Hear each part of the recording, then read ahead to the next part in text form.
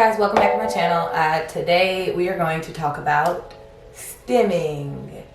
If you don't know what stimming is, first of all, I'm Mimi. This is ARIAH SPEAKS, a channel all about me and my journey and my family's journey with our 4-year-old daughter learning how to speak and become gain functional language. She is autistic. She does not have very much functional language, and so this journey is just to help other families like mine that are going through the same thing with a toddler that is autistic and nonverbal. Or I don't want to say nonverbal. She can speak a little bit. She just does not have functional language. She does know words, but we are working on her learning functional language. So what is stimming? If you don't know what stimming is a form of self-stimulation. So everyone stims in some way or form. You might not notice it. It might not be as noticeable as a child or a person that is autistic. But everybody has a form of stimming or self-stimulating themselves, whether it be biting your fingernails or like unconsciously twirling your hair, or when you shake your leg if you're nervous. That's stimming. Those are forms of self-stimulating yourself. And sometimes it's not as frequently. Sometimes you don't even notice that you're doing it. But for a person who is autistic or a child who is autistic, stimming is self-stimulating. It could be calming. It could make them relaxed. It could be a plenty of things, and it may look a little bit more obvious, or maybe not. It just depends on what it is. I know there are many things that a child or a person that is autistic, because it's not just children, but a person that is autistic does for stimming. That it could include rocking back and forth, spinning in a circle.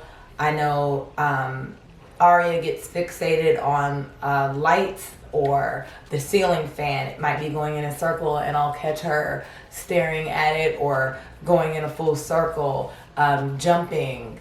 Some children do hand flapping, or some autistic people may do hand flapping. There's a list of things that a person will do that involves stimming.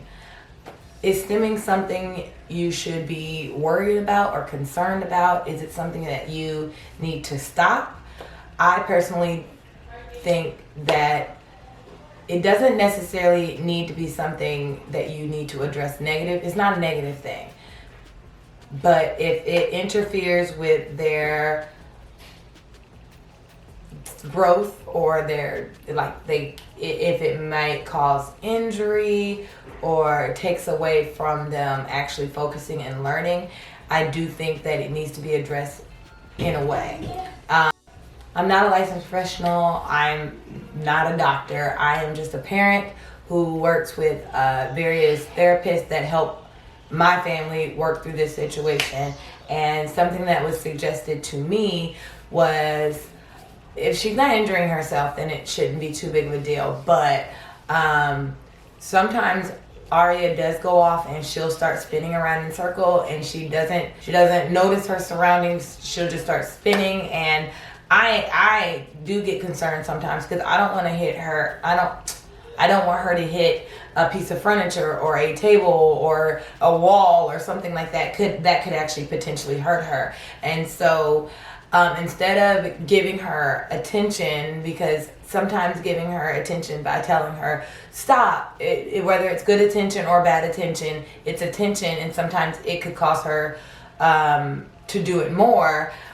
I was told to instead redirect her attention. I instead distract her by giving her something else. So if she's spinning, instead of yelling stop ARIAH, or spinning or no spinning, just get up, grab her hand, lure her back, hand her a toy, and say, okay, come on, let's play. Or give her something to draw her energy back to something else.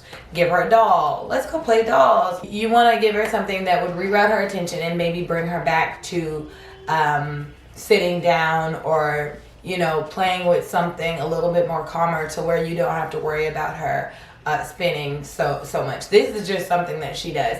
At one point she was rubbing ears, your ear, her sister's ear, her dad's ear, my ear, and we don't like it because it's just not not that it's a horrible habit, it's a little annoying. I'm just saying. So instead we just tell her no ear, and we just tell her no until the point where she just stopped doing it. Now she has another thing to where she likes to grab my elbow. She pinches elbows and she'll kind of like scratch at your elbow, or like, I don't know, like the knuckles of your hand. It's kind of like the wrinkly skin or something, because she'll also attempt to grab your kneecap, but it's not too much. She only does it when she's tired and when she's sucking her thumb. So I don't know, but I know it is a form of stimming, and what we were told to do and what we started to do is to redirect her. And I'm sorry if I keep looking to the side, I have a monitor on the side of me. Anyway, what we were told to do to kind of divert her attention, or to give her that same sensation that she would get from like grabbing your elbow or even rubbing on your ear, is to instead no elbow and give her something else. So we ended up getting a stress ball. I don't know if I have one in here. I might not have one in here, but I'll insert a clip of one. But we ended up getting like a stress ball or a little squeezy toy, kind of like a stress reliever, and it has this weird texture to it. On the outside it kind of feels a little bit like skin, and on the inside it has some squishy material.